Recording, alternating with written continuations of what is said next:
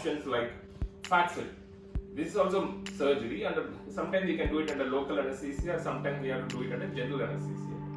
Same filler, wherever the areas I told that fillers will help, same areas, your own fat taken from the inner thighs, like wherever the stable fat, we take that fat and inject it in the areas where the fillers are working. The one advantage of this fat is there is no limit. Fillers, like comes in 1 ml syringe, so we have to use it, like 3-4 syringes to give the volume. But fat, you don't have any kind of a restriction. You can take how much fat you have, and we can inject for the whole face. Maximum we need 80 to 100 ml for the whole face if you do a full face rejuvenation, but you should not overdo it. Nowadays we are seeing people coming with overdone fillers and overdone fat fills. You have to know where to give the volume, where you should not give the volume. You have to understand one more thing about the fat. Volume might comes down after some time because the fat gets resolved to the extent. Say example face, if I inject 100 fat cells, maybe 10 to 20% of the fat cells get absorbed. So usually we don't overfill, we do the exact amount. Initially the face looks very good, but after some time the volume might come down a little. So to understand the concept. And next to the fat fill, there is something called a Nanofatfill. What is Nanofatfill? The fat has a lot of good properties, like they have a lot of stem cells, growth factors and other things. Where you don't want to increase the volume, you want to rejuvenate the skin. So you go very superficial level to the skin. Say example, you have the forehead wrinkles, you have the under eye skin is very, very fine and very, it's not lustreless. So what we can do is we inject the Nanofatfill around these regions to make the skin quality better. But little cautious when you're doing a very superficial injections in the darker skin individual like us, the pigmentation become more. So select this ideal patient for the Nanofatfill, otherwise they end up with the subdermal pigmentation, dermal pigmentation, which is very difficult to remove. These things should understand about the fat fill. Next major surgical option is something called a facelift and necklift. What we do in facelift and necklift, we unforget lift.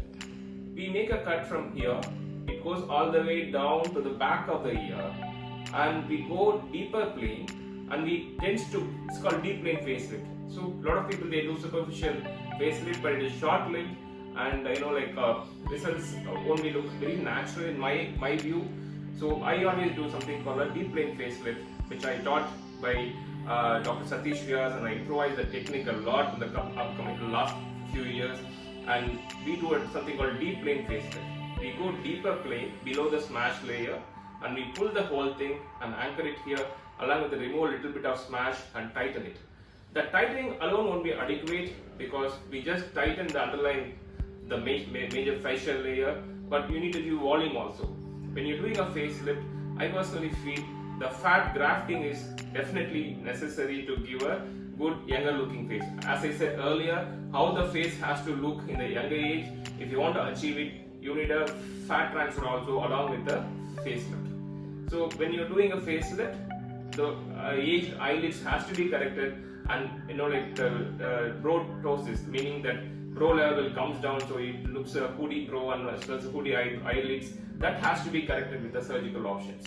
I do most of the time we do something called we do the blepharoplasty using the same upper eyelid blepharoplasty incision. I try to go and fix the eyebrow. I personally feel making a bigger cut for the forehead lift, it's not necessary in this era of a lot of botox and filler. So next comes the neck. We make a cut in the neck here. So we remove the excess fat in this region, as well as we tighten the muscle, which is called platysma muscle in the center. So what happens is this muscle gets tightened, this angle becomes more prominent, and we dissect the skin all around so that all this bands becomes completely disappearing. So whatever we do for the bands, sometimes it reappear in 1 or 2 years time. We need mild botox structure for making it softer. You have to understand that concept also. All those things makes you look much better and much younger. Don't expect a younger looking you like how you are aging. We almost mimic it, but we can't do it. So probably 7 to 10 years younger you can expect in the deep plane facelift and the neck lift and the eyelid surgeries together. So have a realistic expectation. Ask your doctor to show the before after images of your facelift to understand whether that is all in your mind. And if your expectations are very high, don't think about going for the surgery. like sometimes it's not achievable, you get upset. Doctors also can't do a lot of wonders. They can make you happier, but completely changing your face is very impossible. Understand that, and go with the realistic expectation to achieve a good results and good harmony in your face.